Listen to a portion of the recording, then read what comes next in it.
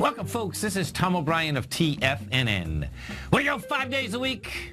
We go 10 hours a day. We go 24 hours a day on the internet at TFNN.com. Always remember, folks, whatever you think about, you bring about. Whatever you focus on grows. Hope everyone's having a great day, safe day. It's hard to believe it's August 11th, folks. So make sure you have a great end of the summer. This is a quote by an unknown author. Dare to believe. Market-wise, let's take a look at it out here. We had the Dow Industrials down 212, NASDAQ off 65, S&P's off 18.5, gold contract up $4, trading at 11.0810. Silver trading at 15.29. Both silver and gold, folks, yesterday and today had the price spread, had the volume behind the move, all of the above. Silver has broken the downtrend from May. Silver wants about 17.10. Gold has a little more work to do. We're at 11.08. You get to 11.11, then you get action up to that 11.33 to 1200 area. Platinum's at 9.88. You got copper down 5.5 pennies at 2.34 a pound. Light sweet crude just getting toasted, roasted, all of the above. Light sweet crude down $1.51. $43.44. Bottom line is that the last low that was out here is the 42 area. I suspect we're going to go after that. We'll see whether we break that. You break that area, folks, you know it's going to be game, which is just amazing, $32. $32 is the low that was established in 2008. Gasoline, well, guess what? Unleaded, we're cooking here too, folks. Unleaded right now, wholesale is at 151.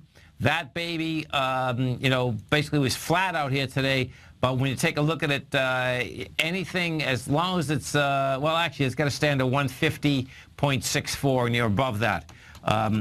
So we'll see if, in fact, it gets below that once again. Bonds. The bond market, folks, just phenomenal.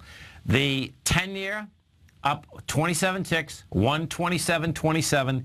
The yield on the 10-year right now is 2.1. It looks like that was going to go back under 2 once again. The 10-year wants to go up to its highs, as the 30-year does also. The 30-year was up 2 full points today, 158.24. Has the price spread, has the volume, all of the above. And King Dollar. King Dollar up 38 ticks, 97.24. King Dollar just can't handle higher price. You had King Dollar up at the swing point 3 separate times in the last couple weeks. Bottom line, can't handle it. What's intriguing here is that, you had the Chinese government last night devalued their currency by 2%. What they're claiming is that this is going to be a one-time deal. The amazing part, of course, is that, what ends up happening is that what they say and what they do is 2 different deals. The bottom line is that devaluation, however, and that came out of nowhere, okay? Bottom line, what does it do? Well, I was looking at it saying to myself, man, we knew that there's a seller. Let me put the dollar index up here. Yeah, I'm just speculating this, folks. But, you knew that there was a seller like laying out this 98 point inside the dollar index. And so the dollar index, folks, is 60% of it is the dollar, the euro. That's how this thing shakes out. Bottom line is that I suspect what you have more than likely is probably the Chinese that are the sellers of dollars right there. Because what you do have is that they knew that they were going to devalue the yuan. The yuan is attached, or it was attached to how the dollar is trading. So when you put that together, it's like, you know what, man, that would totally make sense that they have the sellers up here, so that the spike lower inside the yuan today wouldn't be as dramatic if, in fact, the dollar had been a lot higher. So we'll see where this whole thing shakes out. What is dangerous for markets in general is that when you get fast moves inside currencies, you can have very fast implications. And that's where most of the time a large fund is on the wrong side of a trade, and that's when you have big problems. We go take a look at the TLT, the 20-year plus bond. Bottom line, TLT also moving higher with conviction. The TLT is trading at 124.75. We did a volume of 9.6 million out here today. The TLT wants to run up to this 132 level, so there's real action inside of that.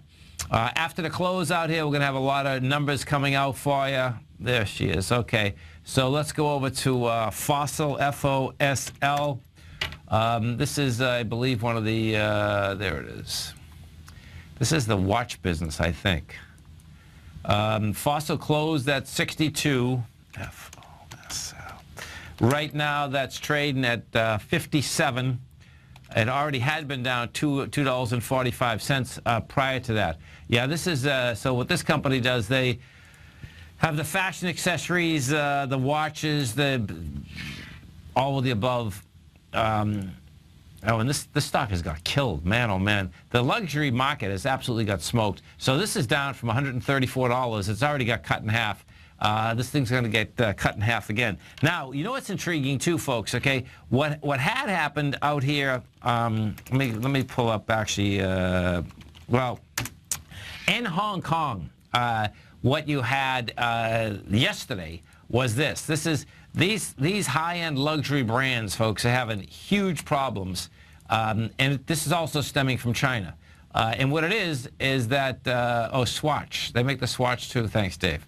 And what it is this, is that the rent structure in Kowloon, in Hong Kong in general, it was, until this week, the highest per square footage in the world. What has happened is that the Gucci's of the world, the Kors of the world, the Tiffany's of the world, they're going back to their landlords there and they're saying, listen, man, we can't afford this rent. Okay, you're pricing us out. Now, when you have a commercial lease, you get a commercial lease. Bottom line, people can fight the left and right, meaning paying up the rent. What also happens, though, is this, is that there's two main landlords that are in Hong Kong and in Kowloon simultaneously. They have to get along with these folks, okay? Because the bottom line is that as, you know, economies ebb and flow, those are their largest clients. So what they were doing in the last few days is saying, okay, we're going to reduce the rent, or we're just going to close the stores. So what ends up happening, of course, is that they would likely reduce the rent, because as those large corporations, if they don't open any more stores, guess what? Bottom line, that's less space out there, and that's saying that, you know, bottom line, that you're going to go to lower price. So that is happening, in this China deal is a big deal. There's no doubt about it. Let's see, as soon as we come back, folks, we're going to get you some more numbers. It's Tom O'Brien, this is TFNN. Dow finished down 212 here, the NASDAQ off 65, S&P's down 19. We're going to be right back.